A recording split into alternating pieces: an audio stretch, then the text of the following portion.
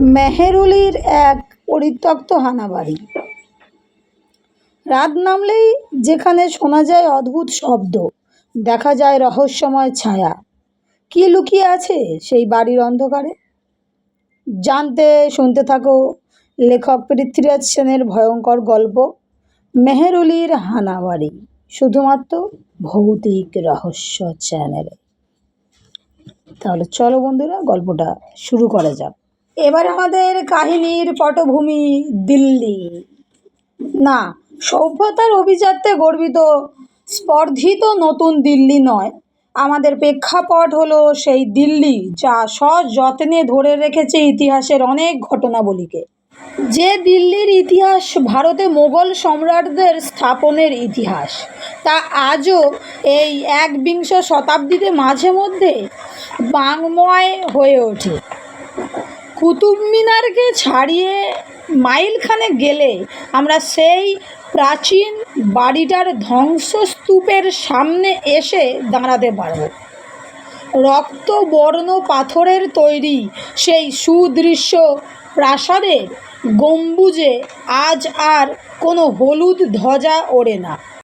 আজ আর খিলানের কারুকার্যে শোভা পায় না খান-ই খানমন সফদরজংয়ের সমাধির অভিজাত্য।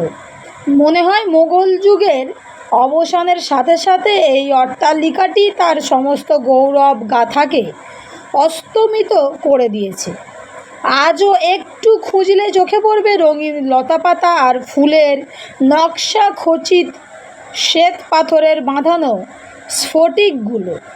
দেওয়ালের রং বেরঙের মিনে করা ছোট ছোট পাথরগুলো যেন ডানা গুটিয়ে বসে থাকা প্রজাপতির আভাস দিচ্ছে। যদিও আগের থেকে অনেক নিষ্প্রভ হয়ে গেছে মিনের কারুকাজ, যদিও ঝুল ধরেছে ঝাড়বাতির আড়ালে আড়ালে, তবুও কোনো এক মধ্যরাতে এই অভিশপ্ত প্রাসাদটি জেগে ওঠে ক্ষণকালের জন্যে আর বলে, পথিক এসো, আমাকে ভালো করে অবলোকন করো। আমি যে শত শতাব্দী ধরে তোমার জন্যে সাজিয়ে রেখেছি আমার অনেক না বলা ইতিকথা। শুনবে না তুমি? পরিপূর্ণ করবে না তোমার অভিজ্ঞতার ভাণ্ডার? অতএব আমাকে পা রাখতে হয়েছিল দিল্লিতে কোনো এক মার্চের সকালে। তারপর ওই ভেঙে পড়া হানাবাড়ির আকর্ষণে সেখানেও যেতে হয়েছিল। সেখানে গিয়ে যে অভিজ্ঞতা আমি সঞ্চয় করেছিলাম, এখন তাই লিপিবদ্ধ করতে চলেছি তোমাদের কাছে। তাহলে শুরু হোক দিল্লির ওই ভেঙে পড়া হর্ম অট্টালিকার অশ্রুত কাহিনী। হে দুরন্ত পথিক, ক্ষণকাল স্তব্ধ হয়ে বসো আমার মার্বেল মেঝেতে।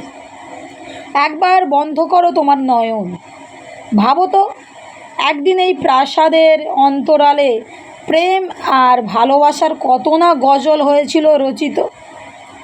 একদিন এই রংমহলে নৃত্য পটীয়সী বাইজিদের পায়ের নূপুর ধ্বনি শোনা যেত। তাদের সেই বল্লরীর দিকে অপলক নয়নে তাকিয়ে থাকত সেদিনের চুবা রাজপুরুষদের দল।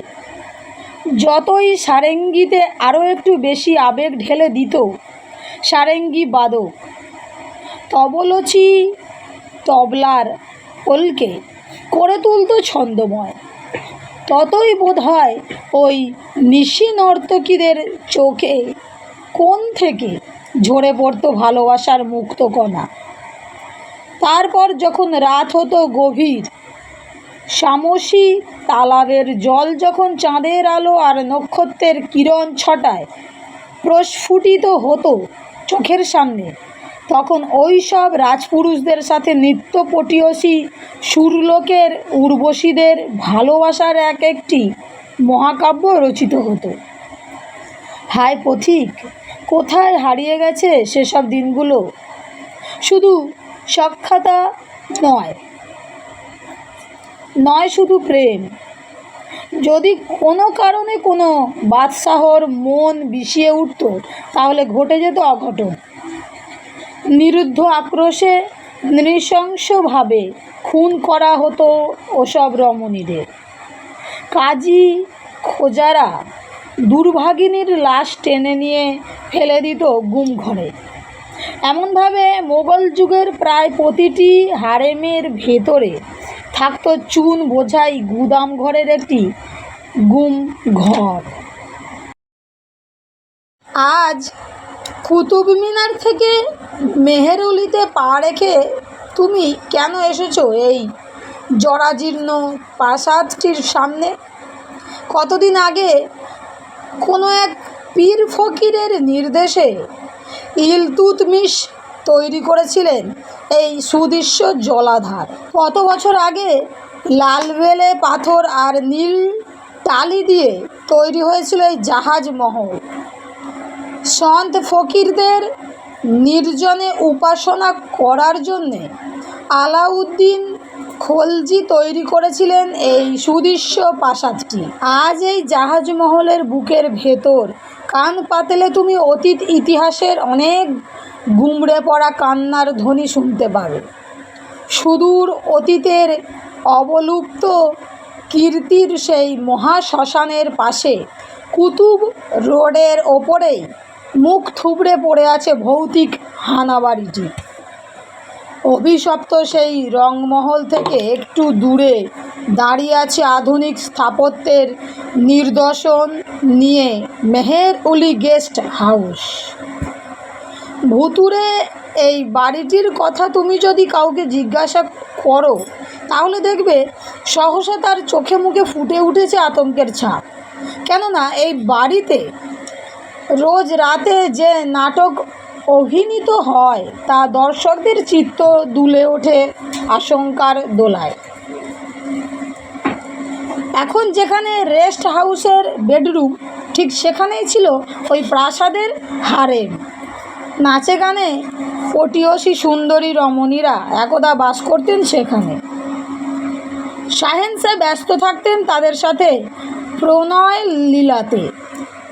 কখনো কখনো ভেসে আসতো অশ্বক্ষুরের ধ্বনি। মনে হতো যেন হাজার অশ্বারোহী অন্ধকার ভেদ করে ঝড়ের বেগে ছুটে আসছে সেখানে।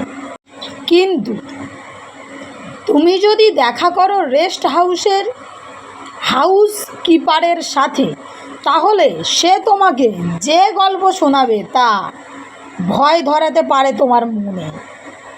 পথিক, তুমি কি সাহসী? তুমি কি শুনতে পারবে সেই আশ্চর্য রোমাঞ্চিত ইতিকথা? যদি মনে হয় একটা অলৌকিক অভিজ্ঞতাকে মুঠোবন্দি করবে চিরজীবনের জন্য, তাহলে তোমাকে একটা রাত থাকতে হবে এই ভাঙাচোরা প্রাসাদের অভ্যন্তরে। যখন আরও বেশি গভীর হবে রাত, তখন তুমি দেখবে ছায়া ছায়া অন্ধকারে এক রমণী মূর্তি এগিয়ে চলেছে ধীরে ধীরে। তার পরনে কালো আলখাল্লা, মাথার চুল ধবধবে সাদা, তার চোখ দুটো কালো কাপড় দিয়ে শক্ত করে বাঁধা। বন্ধুরা, গল্পটি আজকে এই পর্যন্তই, এখানেই শেষ নয়, কিন্তু এই গল্পটার শেষ পর্বটা নিয়ে আমি আবার ফিরব। আর গল্পটা তোমার কেমন লেগেছে বা তোমাদের কেমন লেগেছে অবশ্যই আমাকে জানিও।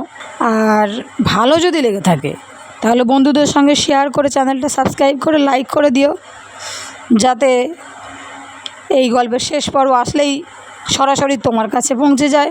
আর আজকের মতো তাহলে বিদায়। সবাই ভালো থেকো, সুস্থ থেকো, সবাইকে ভালো রেখো। রাধে রাধে।